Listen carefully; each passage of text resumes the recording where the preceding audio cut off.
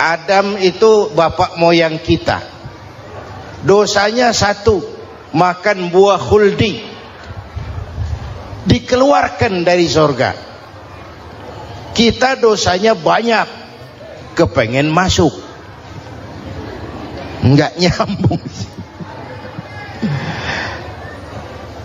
Hai Adam, dari tidak ada kamu saya adakan. Saya perintahkan tinggal di surga. Merasa sepi sendirian, saya ciptakan Siti Hawa supaya kamu tenang. Kamu boleh nikmati semuanya. Ini boleh, itu boleh, ini boleh, itu boleh. Makan, makanlah yang kau mau. Minum, minumlah yang kau suka. Pakai, pakailah yang kau senang.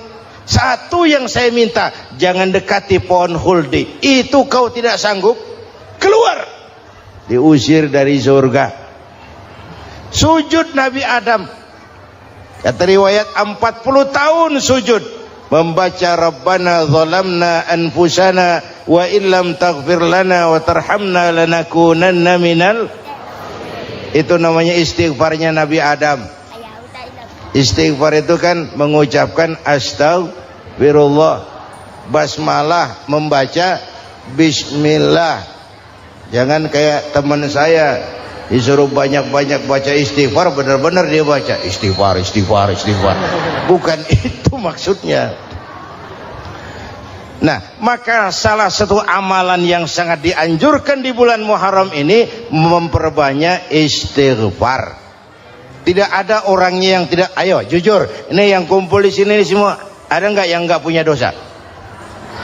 Yang merasa nggak punya dosa, ayo ke depan. Ada? Tidak ada. Setiap kita, entah kecil entah besar, sengaja terlupa, pasti mempunyai yang namanya khilaf dan salah. Dan Allah Tuhan kita bukan Tuhan pendendam. Allah Tuhan kita Tuhan yang ramah dan rahmah. Hei manusia, dosamu banyak, tapi ampunanku lebih banyak. Salahmu besar, rahmatku jauh lebih besar. Kau sujud di hadapanku, aku bangga melihatnya. Kau menangis di hadapanku, aku senyum melihatmu. Kau berjalan menujuku, aku berlari menyambutmu. Karena itu amalan yang sangat dianjurkan di bulan Muharram ini memperbanyak istighfar. Itu kalau istighfarnya Nabi Adam. Ada istighfarnya Nabi Yunus. Ibu kenal Nabi Yunus? Di mana kenalannya? Sok tahu. Nabi Yunus itu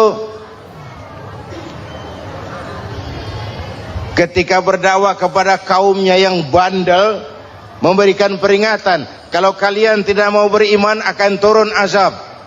Kapan Yunus? Akan. Kenapa mesti akan? Sekarang aja kalau mau saya tungguin.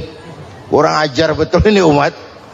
Akhirnya Nabi Nuh menghindar dengan perhitungan, kalau azab tidak turun saya sudah jauh. Meragukan janji Tuhan. Lalu naik kapal, dinaiki oleh Yunus, kapal mogok. Dicari siapa biang keroknya ini. Diundi, ternyata Yunus. Sampai 3 kali diundi. Dibuanglah Yunus ke dasar laut. Ditelan oleh ikan nun atas perintah Allah. Telan itu Yunus, jangan pakai dikunyah, rusak urusan. Telan saja, simpan di perutmu. Dibawa oleh ikan nun ke dasar lautan. Itu yang oleh Quran dikatakan bertemulah 3 macam kegelapan. Zulumatun salas. Gelapnya tengah malam, gelapnya di dasar laut, gelapnya di dalam perut ikan. Itu namanya peteng. Mbahnya gelap. Di perut ikan itulah Nabi Nuh sadar akan kesalahannya, meragukan janji Allah, meragukan janji Allah. Ia sujud di dalam perut ikan itu, membaca la ilaha illa anta subhanaka inni kuntu. Itu istighfarnya Nabi Yunus.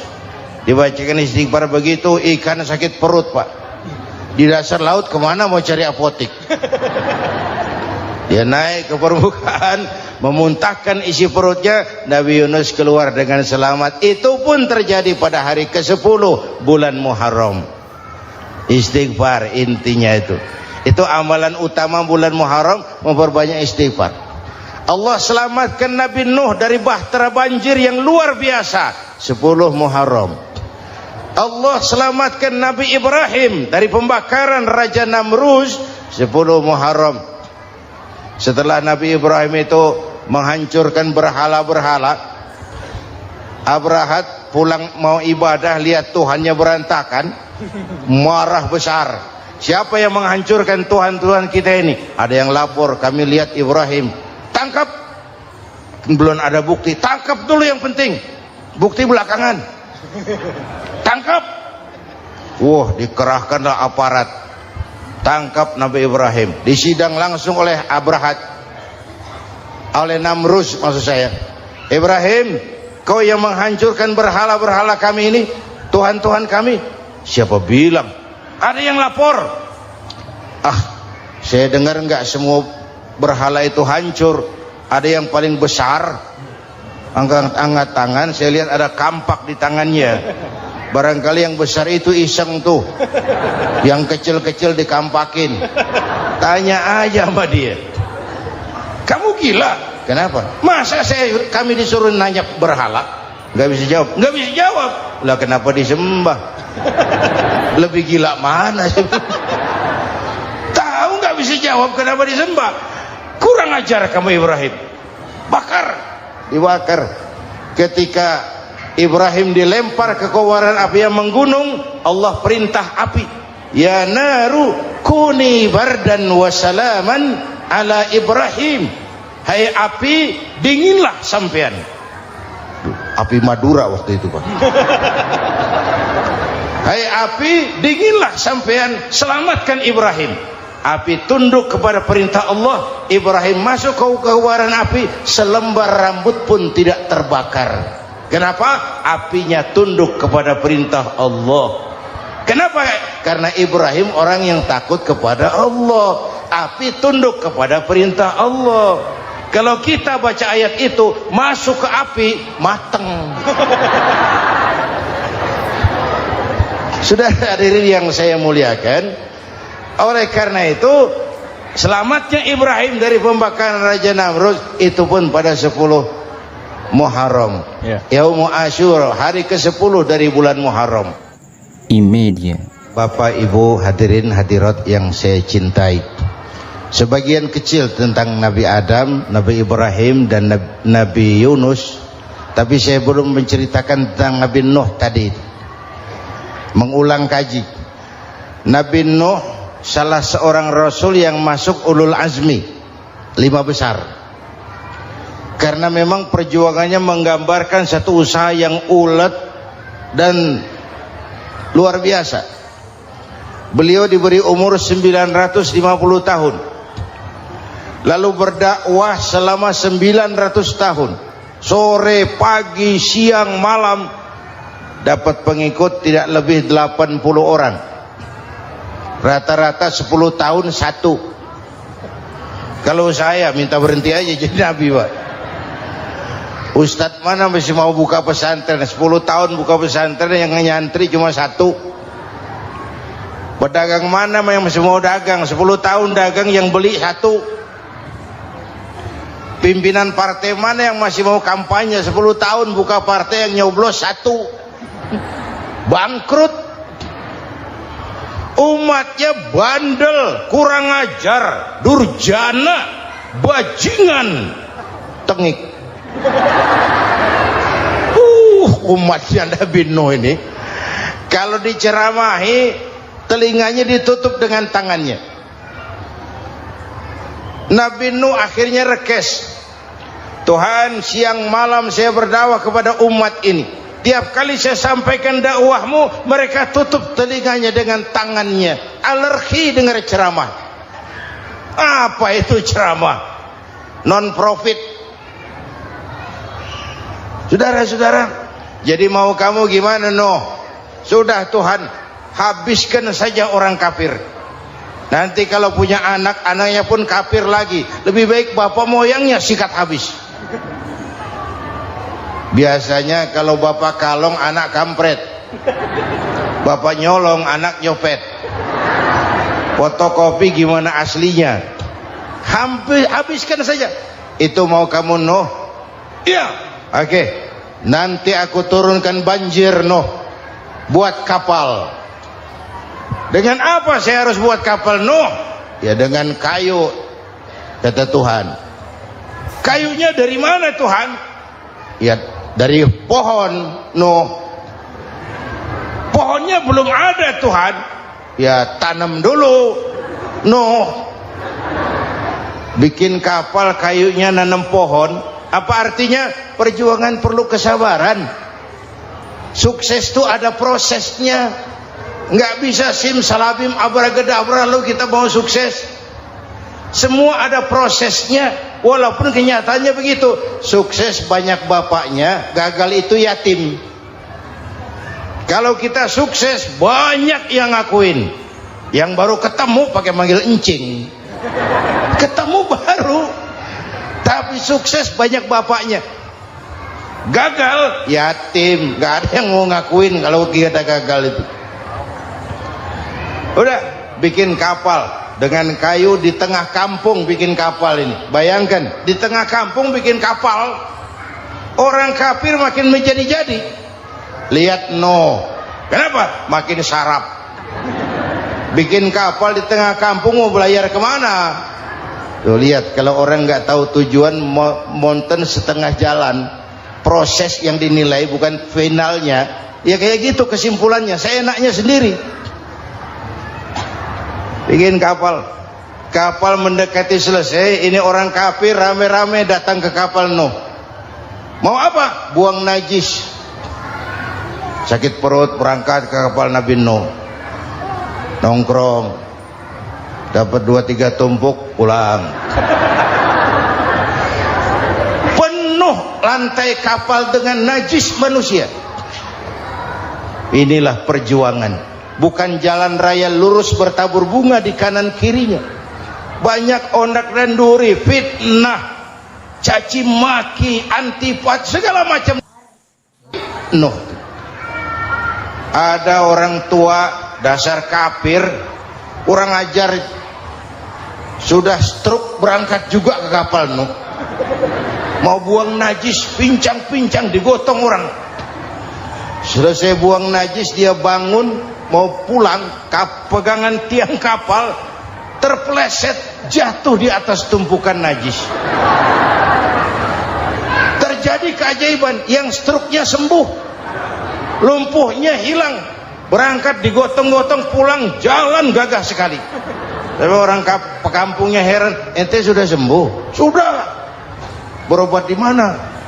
Kok begitu paten? Di kapal Nuh. Masih banyak.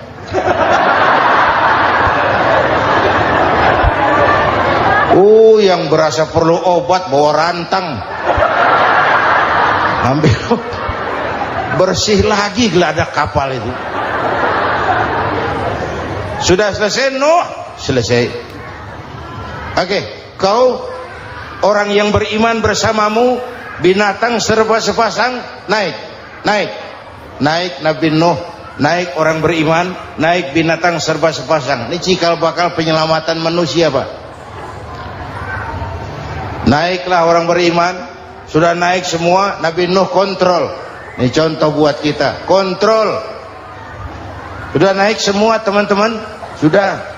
Pemimpin yang baik bukan cuma terima laporan di belakang meja. Laporan itu yang mana juga bagus. Sama juga kampanye. Kampanye yang mana juga merdu. Kalau aja yang dihitung. Pernah ada calon bupati kampanye janji, kalau saya berhasil kita akan banyak bangun jembatan di daerah kita. Tanya, Pak, nggak ada sungai di kampung kita, Pak. Dia bilang, sungainya kita bangun sekalian. Udah kadung janji, mana pula orang mau bangun sungai itu. Saudara-saudara, kontrol. Jangan cuma tunggu laporan di belakang meja. Semua laporan bagus. Ya, Bu? Bu?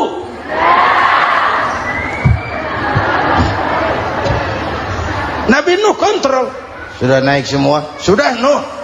Pulan bin Pulan naik Nuh. Paimin bintu Kijo. Naik, kami lihat naik. Ada orang Jawa juga Kiai? Ada. Sudah kontrol, Kanan anak saya ikut nggak naik kapal? Kami tidak lihat itu Kanan. Ini potret. Bapaknya aktif ke masjid, ibunya rajin ke majelis taklim, anaknya keleleran kemana-mana. Bukan di sini, di Perancis. Udah di sini insya Allah sama.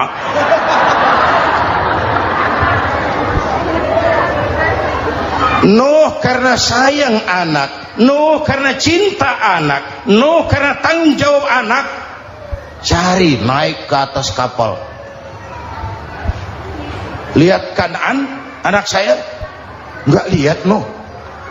Turun ke ruang bawah, periksa lagi. Mang, ayah Kanan di dia. Jamaah Tasik ini rupanya di dalam. Tuh ayah mang. Ayah ke mana ya budak ini? Turun ke bawah, tanya lagi. Ono Kanan to? Ora nano raketo. Rombongan Jawa Tengah. Naik ke atas buritan. Dari buritan kelihatan ternyata Kanan tidak ikut naik kapal, kumpul di darat bersama orang kafir. Ini potret kita sekarang. Kumpul sama orang kafir, hanyut anak-anak kita, ditelan budayanya orang kafir, ditelan tradisinya orang kafir, ditelan pergaulannya orang kafir. Nuh karena sayang anak dari atas manggil. Dalam Quran dijelaskan itu. Karena Nabi Nuh di atas, Kanan di bawah, teriak, ya bunayyar kam ma'ana. Begitu dalam Quran ayatnya. Cuma bang ini pakai gaya memanggil supaya kelihatan kegambar, kira-kira Nuh manggilnya begitu. Ini namanya gaya dakwah Pak. Kalau ceritanya datar nggak menarik. Maka Nuh memanggil Kanan, ya bunayyar kam ma'ana. Kata yang dengar, ini gaya orang manggil, ya bunayyar kam ma'ana. Kanan kesini nak, naik kapal sama papi. Kata Kanan di bawah itu, enggak mau papi, John di sini saja. Kata Nuh, jangan nak, Allah sedang murka, akan turun banjir. Kalau datang banjir papi, sa'awi ila jabalin ya'simuni minal ma', saya akan naik ke gunung tinggi yang bisa menyelamatkan saya dari banjir. Kanan naik ke gunung, gunung dihantam banjir, Kanan mati sampai sekarang. Yang kelima, Nabi Musa, kisah Muharramnya ini lahir dalam kondisi yang sulit karena Fir'aun mimpi akan lahir seorang anak dari keturunan Bani Israel yang akan menghancurkan kerajaannya. Kata Fir'aun, sudah lahir belum anaknya? Belum. Kalau gitu mulai malam ini laki-laki dilarang bergaul sama istrinya. Semua perempuan hamil di bawah pengawasan negara. Mulai hari ini kalau lahir anak laki-laki terutama Bani Israel, penggal. Satpol PP disiapkan. Udah ada kayaknya. Ada. Patroli. Bayangkan, nah Fir'aun itu bikin undang-undang seenaknya sendiri. Apalagi merasa kekuasaannya dalam ancaman. Penguasa manapun kalau merasa dalam ancaman, panik. Padahal kekuasaan itu kayak harimau. Makin lama ditaiki, makin sulit turun. Kenapa? Karena macannya makin lapar. Naik terus capek, turun dimakan harimau.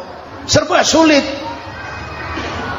Saudara-saudara, kalau kita mau belajar dari Pak Harto, saya melihat kekurangan Pak Harto cuma satu, terlambat berhenti.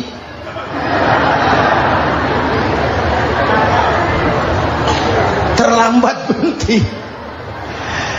Di sekelilinginya banyak tukang-tukang jilat, tukang-tukang semir. Pak, kalau tidak ada bapak kami bagaimana, Pak? Saudara hadirin yang saya hormati, maka sering saya ingatkan, temanmu yang sejati adalah teman yang membuat kamu jadi benar, bukan teman yang selalu membenarkan kamu. Berapa banyak pejabat-pejabat hancur karena selalu dibenarkan oleh lingkungannya. Bapak benar, Pak. Bapak bijaksana, Pak. Itu tepat, Pak. Benar. Buang angin pun kata kelilingnya, oh Bapak sehat.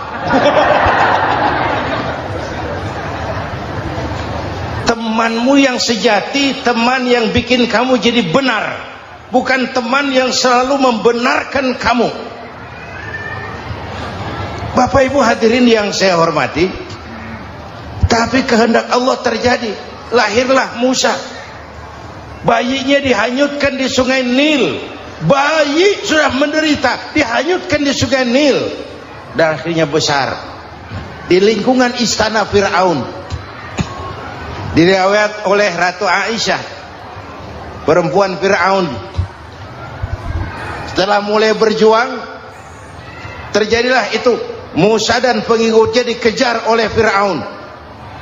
Sampai di tepi laut, Allah wahyukan, Musa, lempar tongkatmu ke laut. Dalam kondisi darurat, mukjizat tiada jalan. Kondisi darurat. Kalau tidak, mukjizat itu maunya Allah, bukan maunya Nabi. Nabi nggak kuasa, Allah yang mau. Tapi hidup Nabi bukan mukjizat, manusiawi. Tidak mentang-mentang ada mukjizat tongkat, tiap sulit main tongkat, nggak usah berjuang kalau begitu. Itu darurat menyelamatkan umat. Tongkat dilempar ke laut, laut terbelah. Laut terbelah. Itu secara visualnya bisa kita lihat dalam film The Ten Commandments.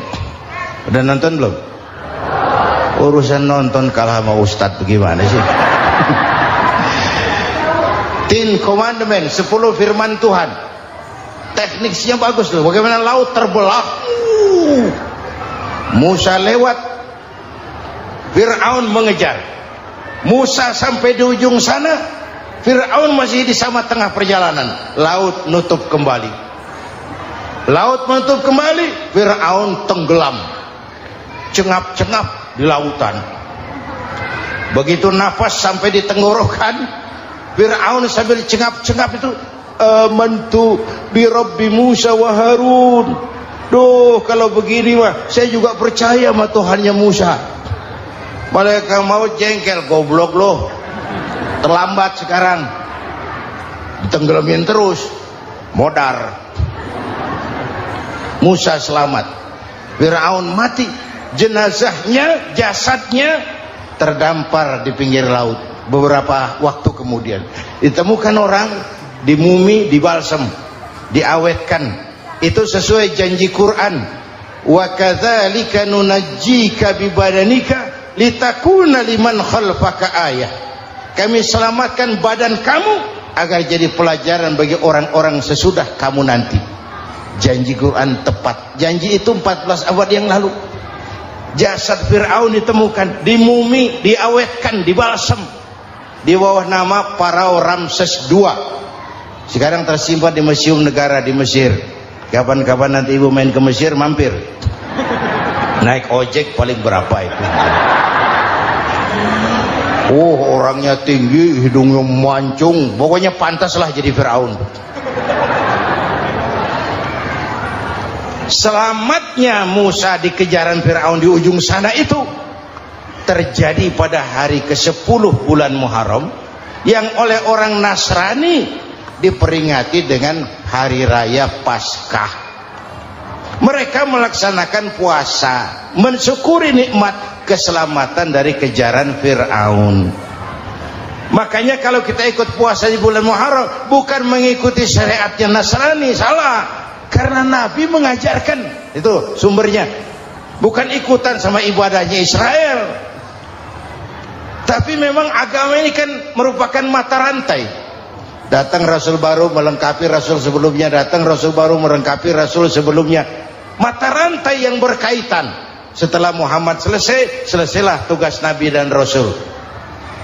Selesailah misi Nabi dan Rasul. Tidak ada Nabi lagi sesudah Nabi Muhammad. Itu harga mati, titik.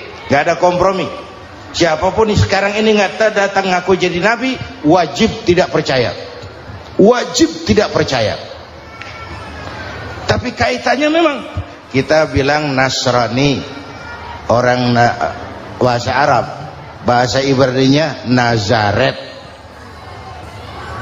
Nasiroh, Nazaret. Itu beda dialek. Kita Daud, dia David.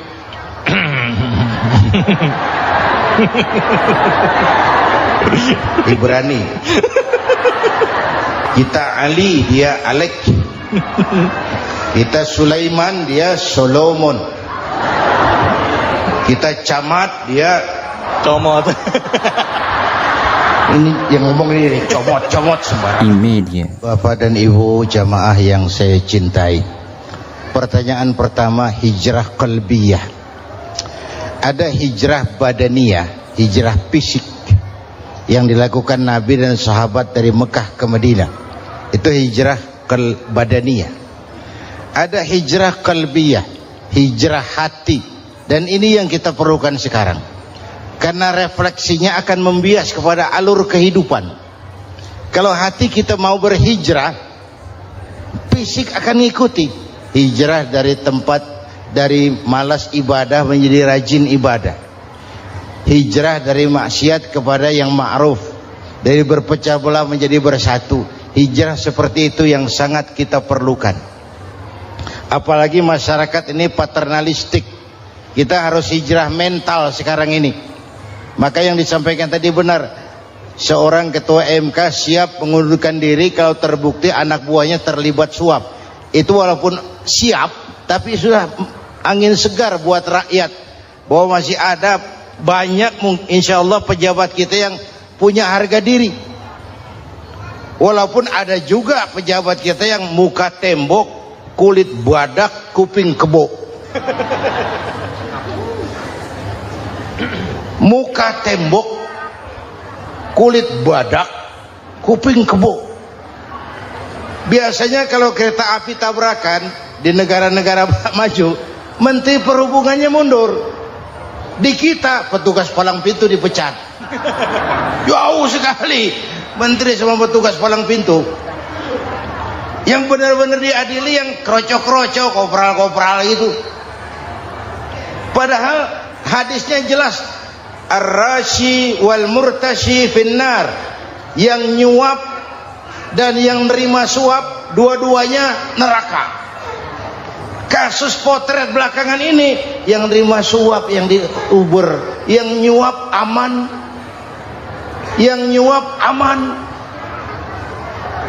yang korupsi pajak dikecil-kecilin, yang ngemplang pajak aman.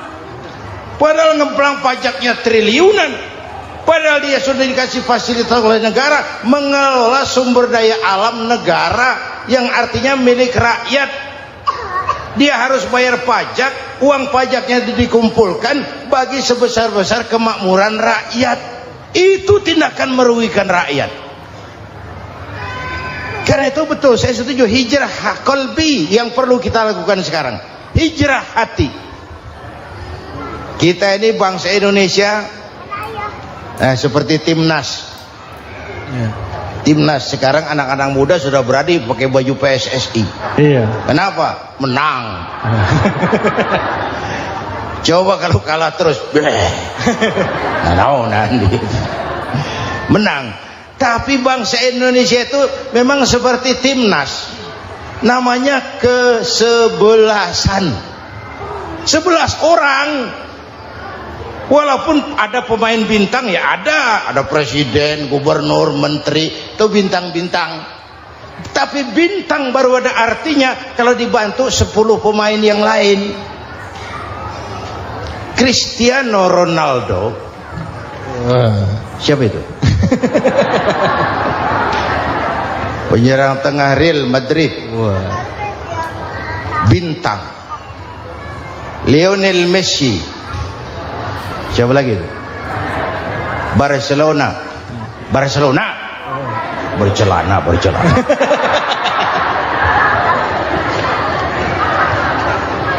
Michael Rooney, bintang Manchester United. Ronaldo baru bintang, Messi baru bintang kalau ada 10 pemain yang lain. Bagaimanapun hebatnya Cristiano Ronaldo, kalau sendirian lawan satu kesebelasan, babak belur.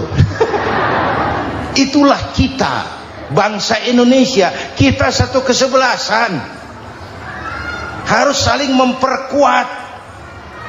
Ada bangsa kita ini yang jadi jaksa, ada yang jadi hakim, ada yang jadi polisi. Itu posisi penyerang tengah, kiri luar, kanan dalam, back, striker, kiper, posisi. Tapi sadar kita satu kesebelasan, Bung. Jangan bikin gol ke gawang sendiri. Kalau punya bola bagus, operan dong sama temannya. Yang bisa menciptakan gol, operan.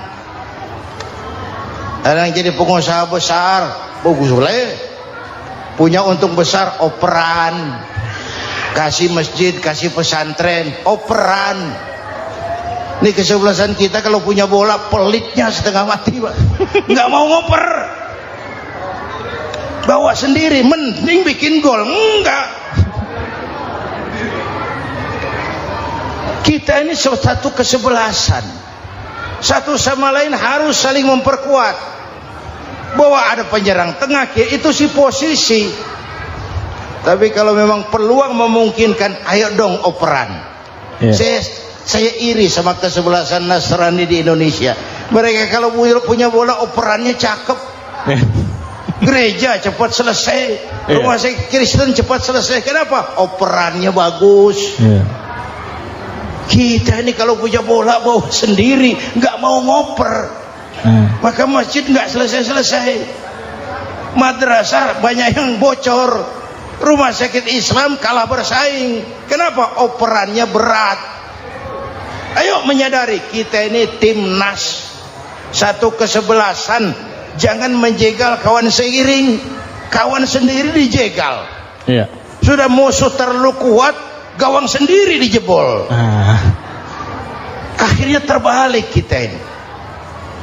Ujian terberat telah diberikan Allah kepada para anbiya, kemudian para aulia, kemudian para ulama. Summal amsal fal amsal, ke bawah dan ke bawah, diuji setiap orang menurut kekuatannya berpegang kepada agama. Kalau karena anak Melayu bilang, kalau takut dengan ombak, jangan berumah di tepi pantai. Kalau takut diterjang ombak, jangan berumah di tepi pantai. Kata ibu tadi, mau jadi pohon tinggi harus berani ketiup angin. Makin tinggi pohonnya, makin keras anginnya. Takut angin, jangan jadi pohon tinggi, jadilah rumput. Nggak ditiup angin, tapi diinjak kebo. Apa yang nggak ada resikonya? Apa yang nggak ada resikonya? Semua nabi ada yang dihantam kekuasaan yang arogansi. Ibrahim berhadapan dengan Namrud. Musa berhadapan dengan Fir'aun. Ada yang diuji dengan berhadapan umat yang sangat kurang ajar.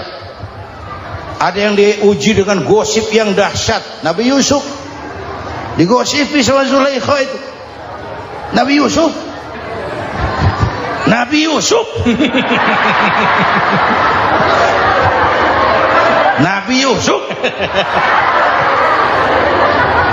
Yang namanya gosip itu kan menyebarkan keburukan orang. Kalau benar saja hukumnya ghibah. Kalau salah hukumnya fitnah. Fitnah lebih bahaya dari pembunuhan. Benarnya ghibah, salahnya fitnah. Saudara hadirin yang saya hormati, jadi resiko itu biasa. Tidak ada yang tanpa resiko. Kalau takut ombak, jangan berumah di tepi pantai. Tinggal bagaimana kita menyikapinya. Kalau kita dewasa, ini bagian ibadah saya kurang. Mungkin karena dia omongin orang, tambah pahala saya. Mungkin karena dia omongin orang, tambah pahala saya. Maka saya ngadapi gosip sepatah pun saya nggak ngomong. Saya cicing, wae cicing. Saya percaya masyarakat tuh punya filter. Amin. Saya percaya Tuhan tuh nggak tidur. Kemudian melahirkan kita ke alam dunia ini, secara biologis bahan kita sama, dan tidak itu yang menentukan ketinggian